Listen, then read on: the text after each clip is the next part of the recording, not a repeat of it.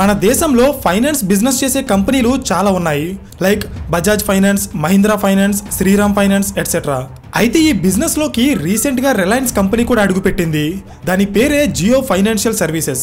నిజానికి Reliance group లో చాలా కంపెనీలు ఉంటాయి, కానీ పర్టికులర్ గా ఈ జియో ఫైనాన్స్ కి ఒక స్పెషాలిటీ ఉంది.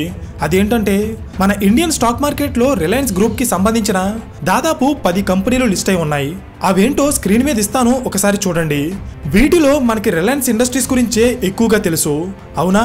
అయితే రిలయన్స్ గ్రూప్ లో రిలయన్స్ ఇండస్ట్రీస్ తర్వాత అత్యధికంగా మార్కెట్ క్యాప్ ఉన్న కంపెనీ ఈ జియో ఫైనాన్సే. దీని మార్కెట్ క్యాప్ సుమారు 1,40,000 కోట్ల రూపాయలు. సో ఇక్కడ క్వశ్చన్ ఏంటంటే, స్టాక్ మార్కెట్ గురించి తెలిసిన చాలా మందికి జియో ఫైనాన్స్ కంపెనీ యొక్క షేర్ గురించి కూడా తెలిసే ఉంటుంది. ఎందుకంటే గత కొన్ని నెలలుగా ఈ కంపెనీ షేర్ ప్రైస్ దాదాపు 40% పడిపోయింది. సో ఇమీడియట్ గా ఈ కంపెనీ షేర్స్ అమ్మేయమని నేనేం చెప్పను, కానీ అసలు జియో ఫైనాన్స్ కంపెనీ ఏం బిజినెస్ చేస్తుంది? వీళ్ళు లాభాల్లో ఉన్నారా లేక నష్టాల్లో ఉన్నారా? అమెరికాలో ఉన్న బ్లాక్ రాక్ కంపెనీకి ఇండియాలో ఉన్న జియో కంపెనీకి ఉన్న కనెక్షన్ ఏంటి? అసలు ఈ కంపెనీ అండర్లో ముఖేష్ అంబానీ ఎన్ని బిజినెస్లు చేస్తున్నారో తెలిస్తే అప్పుడు ఆటోమేటిక్గా ఈ కంపెనీలో డబ్బులు ఇన్వెస్ట్ చేయాలా లేదా అనేది మీకే తెలుస్తుంది. ఈ వీడియోలో జియో ఫైనాన్స్ కి సంబంధించిన చాలా డీటెయిల్డ్ ఇన్ఫర్మేషన్తో పాటు ఆ కంపెనీ యొక్క ప్రమోటర్ హోల్డింగ్ ప్యాటర్న్ గురించి కూడా ఎక్స్ప్లెయిన్ చేశాను. So let's begin. Hello everyone, welcome to today's video and this is your friend Surya. First of all అసలు జియో ఫైనాన్స్ అనే కంపెనీ ఎలా మొదలైందో చెప్తా చూడండి. మనందరికీ రిలయన్స్ ఇండస్ట్రీస్ గురించి తెలుసు. టెక్స్టైల్ బిజినెస్ చేస్తూ స్టార్ట్ అయిన ఈ కంపెనీ తర్వాత చాలా సెక్టార్స్కి వాళ్ళ బిజినెస్ని ఎక్స్పాండ్ చేసింది. అందులో భాగంగానే 1999లో Dhirubhai Ambani Reliance strategic investments private limited అనే పేరుతో ఒక ఫైనాన్స్ కంపెనీని స్టార్ట్ చేశారు. 2005లో రిలయన్స్ కంపెనీ రెండుగా విడిపోయాక ధీరుభాయ్ అంబానీ స్టార్ట్ చేసిన ఈ ఫైనాన్స్ కంపెనీ ముఖేష్ అంబానీ అండర్లోకి వచ్చింది. సో దీన్ని గుర్తుపెట్టుకోండి. నెక్స్ట్, గత కొన్ని సంవత్సరాలుగా మన దేశంలో ఫైనాన్స్ బిజినెస్ చేసే కంపెనీలు బాగా పెరిగిపోయాయి. బికాస్ ప్రజలు జాబ్ చేస్తున్నా బిజినెస్ చేస్తున్నా ఒక స్టేబుల్ ఇన్కమ్ సోర్స్ వచ్చిన వెంటనే బ్యాంక్స్ అండ్ ఫైనాన్స్ కంపెనీల దగ్గరికి వెళ్ళి లోన్స్ పెట్టి ఈఎంఐలో వాళ్ళకి కావాల్సిన వస్తువులు కొనుక్కుంటున్నారు. రీసెంట్ టైమ్స్లో ఈఎంఐ కల్చర్ అనేది బాగా గ్రో అయింది. సో దీనివల్ల మన దేశంలో ఉన్న ఫైనాన్స్ కంపెనీల సంఖ్య కూడా పెరిగిపోయింది. ఇది గమనించిన ముఖేష్ అంబానీ అప్పటి వరకు రిలయన్స్ ఇండస్ట్రీస్లో ఒక సబ్సిడరీ కంపెనీగా ఉన్న ఈ ఫైనాన్స్ కంపెనీని ఒక సెపరేట్ కంపెనీగా ఎస్టాబ్లిష్ చేసి దాన్ని ఇండియన్ ఫైనాన్స్ సెక్టార్లో కీ ప్లేయర్గా మార్చాలని డిసైడ్ అయ్యారు. సో దీనికి 2023లో ఆయన ఒక డీమెర్జింగ్ ప్లాన్ని ప్రపోజ్ చేశారు. డీమెర్జింగ్ ప్లాన్ అంటే ఏంటి అనుకుంటున్నారా? చెప్తా చూడండి. ఒక పెద్ద కంపెనీ అండర్లో ఉన్న సబ్సిడరీ కంపెనీ దాని నుండి విడిపోయి ఒక సెపరేట్ కంపెనీగా ఏర్పడితే దాన్నే డీమెర్జింగ్ ప్లాన్ అంటారు. అయితే ఈ ప్లాన్ని ఎలా ఎగ్జిక్యూట్ చేశారో చెప్తా చూడండి. రిలయన్స్ కంపెనీ అండర్లో ఉన్న రిలయన్స్ స్ట్రాటజిక్ ఇన్వెస్ట్మెంట్ లిమిటెడ్ అనే ఫైనాన్స్ కంపెనీ పేరుని 2023లో జియో ఫైనాన్షియల్ సర్వీసెస్ లిమిటెడ్ జేఎఫ్ఎస్ఎల్గా పేరు మార్చేసి దాన్ని ఇండియన్ స్టాక్ మార్కెట్లో ఒక సెపరేట్ కంపెనీగా లిస్ట్ చేశారు. అయితే ఇక్కడ పాయింట్ ఏంటంటే, ఈ జియో ఫైనాన్స్ అనే కంపెనీ సెపరేట్గా ఏర్పడక ముందు అది రిలయన్స్ ఇండస్ట్రీస్లో ఒక భాగంగా ఉండేది. అంటే రిలయన్స్ కంపెనీ షేర్స్ కొనుక్కున్న వాళ్ళకి ఈ కంపెనీ మీద కూడా హక్కు ఉంటుందన్నమాట. లాజిక్ అర్థమైందా? సో ఈ ప్రాబ్లమ్ని సాల్వ్ చేయడానికి ఎవరి దగ్గర అయితే రిలయన్స్ కంపెనీ షేర్స్ ఉంటాయో వాళ్ళకి అంతే మొత్తంలో సమానమైన జియో ఫైనాన్స్ యొక్క షేర్స్ని కూడా ఇచ్చారు. ఫర్ ఎగ్జాంపుల్, డీమెర్జింగ్ జరగక ముందు మీ దగ్గర 1000 రిలయన్స్ షేర్స్ ఉంటే డీమెర్జింగ్ జరిగాక మీ దగ్గర 1000 రిలయన్స్ షేర్స్తో పాటు అడిషనల్గా 1000 జియో ఫైనాన్స్ షేర్స్ కూడా ఉంటాయి. అర్థమైందా? సో ఇలా జియో ఫైనాన్స్ అనే కంపెనీ ఏర్పడింది. నెక్స్ట్ ఈ కంపెనీ చేసే బిజినెస్ ఏంటో చెప్తా చూడండి. జియో ఫైనాన్షియల్ సర్వీసెస్ జేఎఫ్ఎస్ఎల్ అనే కంపెనీ ఒక పర్టికులర్ బిజినెస్ చేస్తుంది అని చెప్పడానికి లేదు. ఈ కంపెనీ చాలా రకాల బిజినెస్లు చేస్తుంది. Like retail finance, insurance broking, payments bank, payment solutions, asset management, mutual funds, stock broking and finally Jio leasing services. ఒక కంపెనీ అండర్లో ఎన్ని బిజినెస్లు ఉన్నాయేంటి అనుకుంటున్నారా?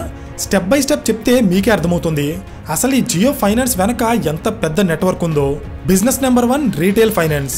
జనరల్గా చాలామంది సామాన్య ప్రజలు ఇల్లు కట్టుకోవడానికి, బిజినెస్ చేయడానికి లేదా వాళ్ళ సొంత అవసరాల కోసం personal loans, home loans and property loans ఇలాంటివి తీసుకుని ఈఎంఐ ద్వారా వాటిని క్లియర్ చేస్తూ ఉంటారు. అయితే ఈ లోన్స్ని కొంతమంది బ్యాంక్స్ దగ్గర తీసుకుంటే మరికొంతమంది సిబిల్ స్కోర్ లేకపోవడం వల్ల లేదా వేరే కారణాల వల్ల Bajaj finance and Shriram finance లాంటి ప్రైవేట్ కంపెనీల దగ్గర లోన్స్ తీసుకుంటారు. సో జియో కంపెనీ కూడా మనలాంటి సామాన్య ప్రజలు తీసుకునే లోన్స్ని టార్గెట్ చేస్తూ పెట్టిన బిజినెసే ఈ రీటైల్ ఫైనాన్స్ బిజినెస్. అర్థమైందా? Next insurance broking. ఇది చాలా ఇంట్రెస్టింగ్గా ఉంటుంది. జనరల్గా ఇన్సూరెన్స్ బిజినెస్ అనగానే LIC and max life company లాగా జియో కూడా ప్రజలకి ఇన్సూరెన్స్ పాలసీలు అమ్ముతుందేమో అనుకుంటాం. అవునా? ఒకవేళ మీరు అలా అనుకుంటే యు ఆర్ రాంగ్. ఎందుకంటే మీరు ఒకసారి ఈ కంపెనీ యొక్క పేరుని జాగ్రత్తగా గమనించండి. జియో ఇన్సూరెన్స్ బ్రోకింగ్ లిమిటెడ్ అంటే వీళ్ళు సొంతంగా ఇన్సూరెన్స్ని అమ్మరు. ఇన్సూరెన్స్ అమ్మే కంపెనీలకి అలాగే ప్రజలకి మధ్య ఒక మీడియేటర్గా ఉంటూ బ్రోకింగ్ బిజినెస్ చేస్తారు. సింపుల్గా మీకు అర్థమయ్యేలా చెప్తా చూడండి. స్టాక్ మార్కెట్లో ఉండే కంపెనీల షేర్స్ కొనుక్కోవడానికి ఆ కంపెనీలకి అలాగే ప్రజలకి మధ్య అప్స్టాక్స్, జెరోదా అండ్ గ్రో లాంటి స్టాక్ బ్రోకింగ్ కంపెనీలు ఎలా ఉంటాయో సేమ్ అలాగే ఇన్సూరెన్స్ కంపెనీలకి ప్రజలకి మధ్య ఈ ఇన్సూరెన్స్ బ్రోకింగ్ కంపెనీలు కూడా ఉంటాయి. అందులో ఒకటే జియో ఇన్సూరెన్స్ బ్రోకింగ్ లిమిటెడ్. మనం ఈ ప్లాట్ఫామ్లోకి వెళ్తే అక్కడ చాలా రకాల ఇన్సూరెన్స్లు ఉంటాయి. Like car insurance, bike insurance, health and term insurance etcetera. అయితే ఇక్కడ జియో ఫైనాన్స్ కంపెనీ ఇన్సూరెన్స్ అమ్మే కంపెనీలతో టైఅప్ అయ్యి వాళ్ళ ప్లాట్ఫామ్లో అమ్ముడయ్యే ప్రతి ఇన్సూరెన్స్ నుండి కొంత కమిషన్ని సంపాదిస్తుంది. సో దీన్నే ఇన్సూరెన్స్ బ్రోకింగ్ బిజినెస్ అంటారు. అర్థమైందా? Next payments bank and payment solutions. 2016లో Jio company Jio payments bank అనే పేరుతో ఒక పార్ట్నర్షిప్ బిజినెస్ని స్టార్ట్ చేసింది. ఇందులో 77% వాటా జియో చేతిలో ఉంటే మిగిలిన 23% వాటా స్టేట్ బ్యాంక్ ఆఫ్ ఇండియా చేతిలో ఉంటుంది. సో వీళ్ళు చేసే బిజినెస్ ఏంటంటే మనం రీసెంట్ టైమ్స్లో చాలా చోట్ల జియో క్యూఆర్ కోడ్స్ని చూస్తున్నాం. అలాగే జియో పేమెంట్ మెషిన్స్ కూడా కనిపిస్తున్నాయి. అవునా? సో మనం చేసే ప్రతి పేమెంట్లో కూడా జియో కంపెనీ కొంత డబ్బుని ఫీజ్ అండ్ ట్రాన్సాక్షన్ ఛార్జెస్ రూపంలో సంపాదిస్తుంది. దీనితో పాటు పేమెంట్ చేసినప్పుడు సౌండ్ వచ్చే ఈ పిఓఎస్ మెషిన్స్ని మర్చెంట్స్కి అమ్మడం, అలాగే ప్రతి నెల దాని నుండి సర్వీస్ ఛార్జ్ని కలెక్ట్ చేయడం ద్వారా జియో ఫైనాన్స్ అనే కంపెనీ ఈ బిజినెస్ నుండి డబ్బులు సంపాదిస్తుంది. మీకు గుర్తుందా? కొన్ని నెలల క్రితం ఆర్బీఐ పేటిఎం పేమెంట్స్ బ్యాంక్ మీద బ్యాన్ విధించింది. అప్పటి వరకు పేమెంట్ మెషిన్ బిజినెస్లో పేటిఎం అండ్ భారత్ పే లాంటి కంపెనీలు టాప్ పొజిషన్లో ఉండేవి. కానీ ఎప్పుడైతే పేటిఎం పేమెంట్స్ బ్యాంక్ని బ్యాన్ చేశారో అప్పటి నుండి జియో ఫైనాన్స్ కంపెనీ ఆ ప్లేస్ని ఆక్యుపై చేయడానికి ట్రై చేస్తుంది. Next asset management and stock broking business. ఇది ఎలా పనిచేస్తుందో చెప్తా చూడండి.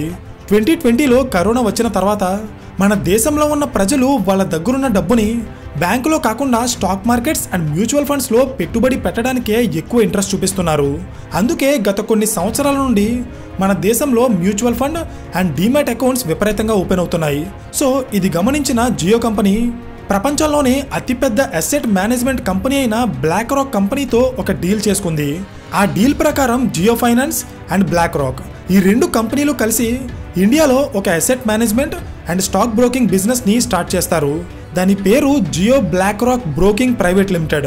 ఇది 2025 జాన్ 20న స్టార్ట్ అయింది. ఈ బిజినెస్ ఒక 50-50 వెంచర్. అంటే ఈ కంపెనీలో 50% వాటా జియో చేతిలో ఉంటే మిగిలిన 50% వాటా బ్లాక్ రాక్ చేతిలో ఉంటుంది. ఈ కంపెనీ అండర్లో mutual funds and stock broking సర్వీసెస్ని అందిస్తారు. మన దేశంలో ఉన్న 50 లక్షల కోట్ల రూపాయల విలువైన మ్యూచువల్ ఫండ్ బిజినెస్ని క్యాప్చర్ చేసి జియోని అక్కడ ఒక లీడింగ్ కంపెనీగా మార్చడానికి ట్రై చేస్తున్నారు. స్టాక్ బ్రోకింగ్ బిజినెస్లోకి జియో ఎంటర్ అయితే అప్స్టాక్స్, జెరోదా అండ్ గ్రో లాంటి కంపెనీలు చాలా ఎఫెక్ట్ అవుతాయి. ఈ జియో బ్లాక్ రాక్ డీల్ గురించి ఇంకా డెప్త్గా తెలుసుకోవాలనుకుంటే నేను ఆల్రెడీ ఈ డీల్ మీద ఒక డీటెయిల్డ్ కేస్ స్టడీ చేశాను. వీడియో చివరిలో పెడతాను, ఒకసారి చెక్ చేయండి. Next business Jio leasing services. 2024లో Jio finance company Jio leasing services limited JLSL అనే పేరుతో ఒక కొత్త బిజినెస్ని స్టార్ట్ చేసింది. ఇదేం చేస్తుందో చెప్తా చూడండి. Schools, hospitals, offices and railway stations ఇలాంటి పబ్లిక్ ప్లేసెస్లో ఇంటర్నెట్ కోసం వైఫై రూటర్స్ని యూజ్ చేస్తారు. అవునా? అయితే ఈ వైఫై రూటర్స్ని కొనాల్సిన అవసరం లేకుండా జియో లీజింగ్ సర్వీసెస్ అనే కంపెనీ వీటిని అద్దెకిస్తుంది. దీన్నే దాస్ బిజినెస్ అంటారు. డివైస్ యాజ్ ఏ సర్వీస్ అంటే ఒక ఎలక్ట్రానిక్ డివైస్ని సర్వీస్ రూపంలో అందిస్తూ దాని నుండి బిజినెస్ చేస్తారు. సో ఫైనల్గా ఇప్పటి వరకు మనం చెప్పుకున్నవి అన్నీ కూడా జియో ఫైనాన్షియల్ సర్వీసెస్ అనే ఒక కంపెనీ చేసే వ్యాపారాలు. రీసెంట్గా స్టాక్ మార్కెట్లో ఈ కంపెనీ షేర్ ప్రైస్ దాదాపు 40% పడిపోయింది. ఇది చూసినప్పుడు చాలామంది ఈ కంపెనీ నష్టాల్లో ఉందేమో అనుకుంటారు. కానీ యాక్చువల్గా మనం ఈ కంపెనీ యొక్క రెవెన్యూ అలాగే ప్రాఫిట్స్ని చెక్ చేస్తే లాస్ట్ 5 ఇయర్స్లో ఈ కంపెనీ రెవెన్యూ 350 కోట్ల నుండి 640 కోట్లకి పెరిగింది. లాభాలు కూడా 230 కోట్ల నుండి 380 కోట్లకి పెరిగాయి. మధ్యలో కాస్త డౌన్ ట్రెండ్ కనిపించిన 2024 వచ్చేటప్పటికి ఈ కంపెనీ యొక్క రెవెన్యూ అండ్ ప్రాఫిట్స్లో కూడా చాలా హైక్ కనిపిస్తుంది. సో రెవెన్యూ అండ్ ప్రాఫిట్స్ పరంగా చూస్తే ఈ కంపెనీలో పెద్దగా ప్రాబ్లం కనిపించడం లేదు కాబట్టి ఈ కంపెనీ షేర్స్ని ఇమ్మీడియట్గా అమ్మేయాల్సిన అవసరం లేదు అనేది నా పర్సనల్ ఒపీనియన్. ఫైనల్గా ఒక కంపెనీలో ఇన్వెస్ట్ చేయాలా లేదా అనేది డిసైడ్ అయ్యే ముందు చూడాల్సిన మరొక important thing promoters share holding pattern. అంటే ఆ కంపెనీ పెట్టిన ఓనర్స్కి ఆ కంపెనీలో ఎంత వాటా ఉందో చెక్ చేయాలి. బికాస్ ఎప్పుడైతే ఒక కంపెనీలో ప్రమోటర్స్ వాటా తగ్గిపోతూ వస్తుందో ఆ కంపెనీలో ఇన్వెస్ట్ చేయడం అంత మంచిది కాదు. కానీ ఒకసారి మనం జియో ఫైనాన్షియల్ సర్వీసెస్ అనే కంపెనీ యొక్క షేర్ హోల్డింగ్ ప్యాటర్న్ని గమనిస్తే ఇందులో కంపెనీ ప్రమోటర్స్కి 47%కి పైగా వాటా ఉంది. Mutual funds and foreign institutional investors దాదాపు 20% వాటాని హోల్డ్ చేస్తున్నారు. మనలాంటి సామాన్య ప్రజలు కూడా ఈ కంపెనీలో 24% షేర్ హోల్డ్ చేస్తున్నారు. సో ఇక్కడ పాయింట్ ఏంటంటే కేవలం జియో ఫైనాన్స్లో మాత్రమే కాదు, ఈవెన్ రిలయన్స్ ఇండస్ట్రీస్లో కూడా ముఖేష్ అంబానీ 50%కి పైగా వాటాని తన దగ్గరే ఉంచుకున్నారు. సో ఇది జియో ఫైనాన్స్ యొక్క షేర్ హోల్డింగ్ ప్యాటర్న్. ఫైనల్గా ఈ కంపెనీలో ఇన్వెస్ట్ చేస్తారా లేదా అనేది మీ ఇష్టం. కానీ వీళ్ళు చేసే బిజినెస్ ఏంటో మీకు అర్థమైంది అనుకుంటున్నాను. వీడియో నచ్చితే ఖచ్చితంగా లైక్ చేయడం మర్చిపోకండి. అండ్ అలా వెళ్లే ముందు మీలో ఎవరైనా అతి తక్కువ ధరకే టర్మ్ ఇన్సూరెన్స్ తీసుకోవాలనుకుంటే కింద డిస్క్రిప్షన్లో ఇచ్చిన లింక్ని చెక్ చేయండి. టర్మ్ ఇన్సూరెన్స్ అనేది ఎంత ఎర్లీగా తీసుకుంటే మీకు అంతే తక్కువ ప్రీమియం పడుతుంది. లేట్ అయ్యే కొద్దీ ప్రీమియం ప్రైజెస్ పెరుగుతూ ఉంటాయి. So thank you for watching and I will see you in the next video. Till then this is your friend Surya signing of.